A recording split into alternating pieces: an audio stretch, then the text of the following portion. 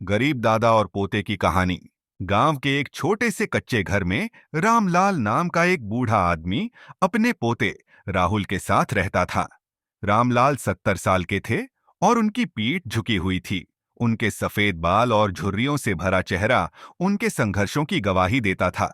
राहुल, उनका पोता, केवल 10 साल का था। उसकी मां का देहांत उसके जन्म के समय हो गया था और कुछ साल पहले उसके पिता भी एक दुर्घटना में चल बसे थे। रामलाल के लिए राहुल केवल उनका पोता नहीं, बल्कि उनके जीवन की आखिरी उम्मीद था।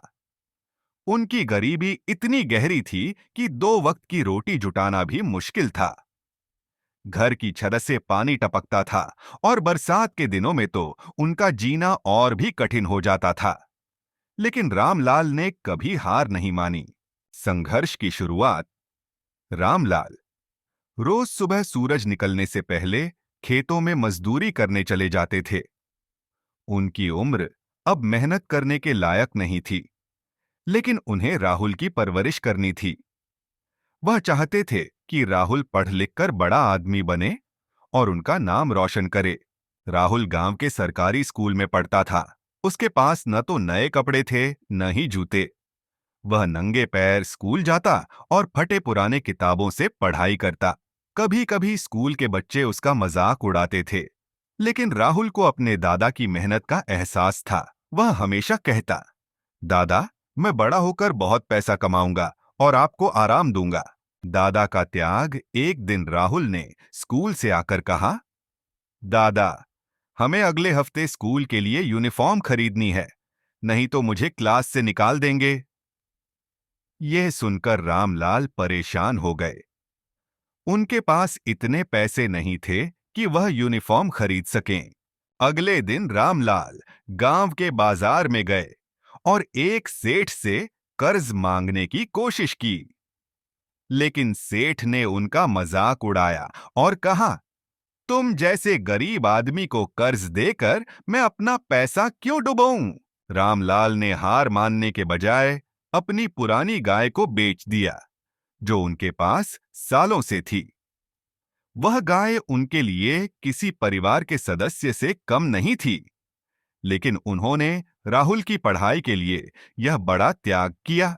राहुल का सपना। जब राहुल को यह बात पता चली, तो उसकी आंखों में आंसू आ गए। उसने दादा से कहा, दादा, मैं आपकी मेहनत को कभी बेकार नहीं जाने दूंगा। मैं खूब पढ़ाई करूंगा और हमारा यह जीवन बदल दूंगा।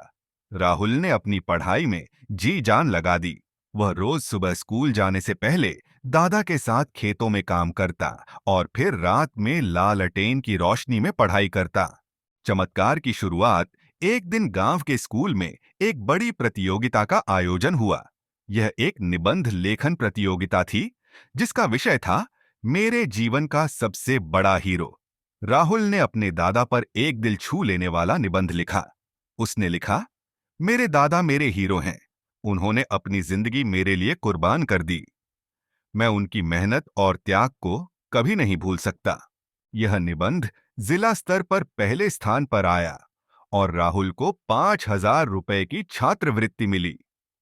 यह रामलाल और राहुल दोनों के लिए बहुत बड़ी खुशी का पल था। जीवन में बदलाव। इस पैसे से रामलाल ने राहुल के लिए नई किताबें, यूनिफॉर्म और कुछ जरूरी चीजें खरीदी।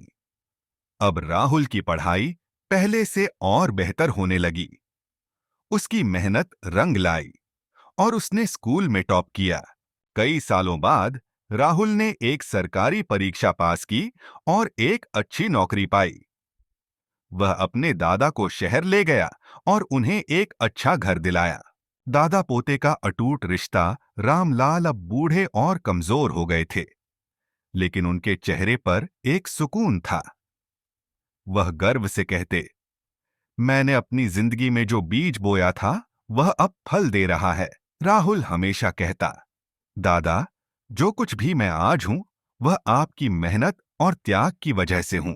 उनका प्यार और समर्पण दिखाता है कि गरीब होने के बावजूद सच्चे रिश्ते और मेहनत कभी हार नहीं मानते।